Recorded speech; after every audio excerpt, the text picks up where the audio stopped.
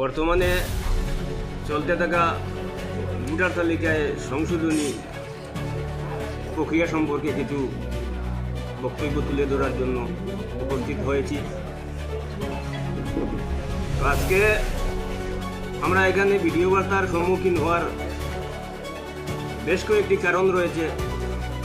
সবগুলা ভিডিও বার্তার মাধ্যমে তুলে ধরা সম্ভব নয়, তথাপিও জেলা ডিপোটি মহোদয় এবং আমাদের রামকৃষ্ণগড় সার্কেল অফিসার মহোদয়ের যাতে দৃষ্টি আকর্ষণ হয়, এটাই আমাদের কামনা থাকলো। তো ডিলিমিটেশন, পঞ্চায়েত ডিলিমিটেশন যেটা হয়েছে সেটা সম্পর্কে আজকে আমরা বলছি না, কারণ এটা প্রক্রিয়া প্রায় কমপ্লিট। যেহেতু ভোটার তালিকার সংশোধনী রয়েছে, তো সেই হিসাবে আজকে আমার বক্তব্যে আমি ভোটার তালিকা সম্পর্কে কিছু বলার চেষ্টা করব। মহামান্য উচ্চ আদালতের হস্তক্ষেপে রাজ্যিক নির্বাচন কমিশন কর্তৃক নির্দেশ মর্মে আগামীকাল 31 জানুয়ারি 2025 পর্যন্ত ভোটার তালিকায় যেসব বিসঙ্গতি হয়েছে, ভোটারদের নামকর্তন, ভোটারদের স্থানান্তর ইত্যাদি বিভিন্ন সমস্যা রয়েছে। এই সমস্যাগুলো সমাধানের লক্ষ্যে যে ভোটার তালিকায় সংশোধনীর যে প্রক্রিয়া চলছে, আমরা তার আগে যে সংশোধনী হয়েছিল সেই সংশোধনীতেও আমরা বিভিন্নভাবে বেশ কয়েকটি আবেদন আমরা সার্কেল অফিসারের কাছে আমরা দিয়েছি। কোনো সময় আমরা রিসিভ পেয়েছি, কোনো সময় রিসিভ আমরা পাইনি, কিন্তু তার বিন্দু মাত্র কোনো সংশোধনী আমাদের কাজে আসেনি এবং সংশোধন হয়নি। আমরা দুঃখের সাথে বলতে হয় যে রাজ্যিক নির্বাচন কমিশনের নির্দেশ মর্মে যে প্রক্রিয়া চলছে তা কিভাবে একেবারেই সংশোধনী না করে আবার তালিকা প্রকাশ করা হলো। তার পরবর্তীতে আইনের লড়াইয়ের পর মহামান্য উচ্চ আদালতের নির্দেশে যখন আবার রাজ্যিক নির্বাচন কমিশন সংশোধনীর সুযোগ দিয়েছেন, এই নির্যাতিত এবং বঞ্চিত ভুক্তভোগী জনতা একটা আশার আলো দেখেছিল।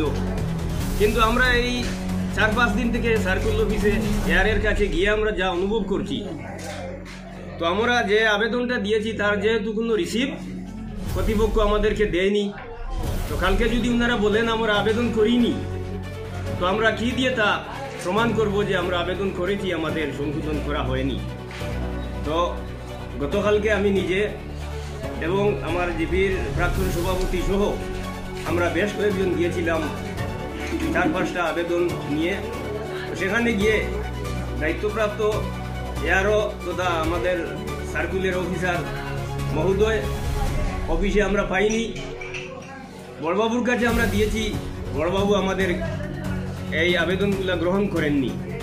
পরবর্তীতে অ্যাসিস্ট্যান্ট এআরও যিনি, তিনি সাথে আমরা ফোনের মাধ্যমে যোগাযোগ করেছি, তিনি বলেছেন তিনি অফিসে আসেননি। তো পরবর্তীতে আমাদের জিপির প্রাক্তন সভাপতি তিনি করিমগঞ্জে গিয়ে ওনার সাথে দেখা করেছেন এবং ওনাকে আমাদের 4-5টি আবেদন জমা দিয়েছেন, কিন্তু উনিও আমাদেরকে কোনো রিসিভ দেননি। তো আজকের দিনে দায়িত্বপ্রাপ্ত যাদেরকে নির্বাচন কমিশন যাদেরকে দায়িত্ব দিয়েছে, এআরও, অ্যাসিস্ট্যান্ট এআরও বিভিন্ন দায়িত্বে রয়েছেন, কিন্তু ওনারা আমাদের কথা শোনার তো কথা, কাজ তো আর দূরের কথা, আমাদের কথাই শুনছেন না। যার জন্য আমি আমাদের করিমগঞ্জ তথা শ্রীভূমি জেলা মহামান্য জেলাধিপতির আমি আজকে এই ভিডিও বার্তার মাধ্যমে দৃষ্টি আকর্ষণ করছি যে আমরা আমাদের এই ন্যায্য মৌলিক অধিকার থেকে আমাদেরকে পরিকল্পিতভাবে ষড়যন্ত্র করে আমাদেরকে বঞ্চিত করার যে চেষ্টা চলছে, তা অনতিবিলম্বে তিনি যাতে দৃষ্টিগোচর হয় এবং আমাদের এইসব সমস্যা, যেসব আবেদন আমরা দিয়েছি আমাদেরকে কোনো রিসিভ দেওয়া হয়নি, তার বিহিত ব্যবস্থা নেওয়ার জন্য আমরা এই ভিডিও বার্তার মাধ্যমে আমি অনুরোধ রাখছি। ধন্যবাদ। এখন আমাদের রাতাবাড়ি মণ্ডল কংগ্রেসের সম্পাদক জনাব হিজুর রহমান সাহেব উনি এনার বক্তব্য তুলে ধরবেন।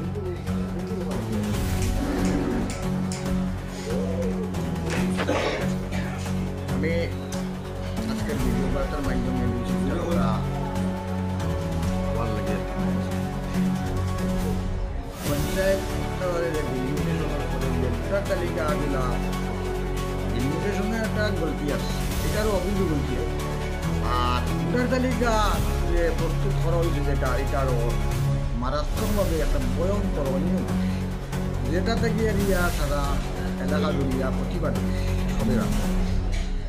এরপরে প্রশাসনিক লাইনে মানে কমিশনারের লাইনে কোনো ব্যবস্থা না হওয়ায় গিয়ে মানুষ আদালতের দ্বারস্থ হয়েছে। আদালতের পক্ষ থেকে একটা ব্যবস্থা, একটা স্টেপ নেওয়া হয়েছে, যেটা থেকে ইয়াত নির্বাচন কমিশনারে ওটা সংশোধন আবার টাইম একটা অপশন দিচ্ছেন, সুযোগ দিচ্ছেন এবং একটা সময় দিচ্ছেন।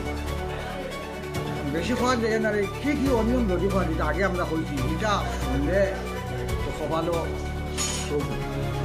যেটা কোনো দিন ঘটছে না আজকে, এইসব লিমিটেশন করছে, খাড়া করলো, এইসব ভোটার তালিকা প্রস্তুত করলো, সম্পূর্ণ 100% অনিয়ম, মানুষের প্রতি অন্যায় করা হয়েছে, জুলুম করা হয়েছে।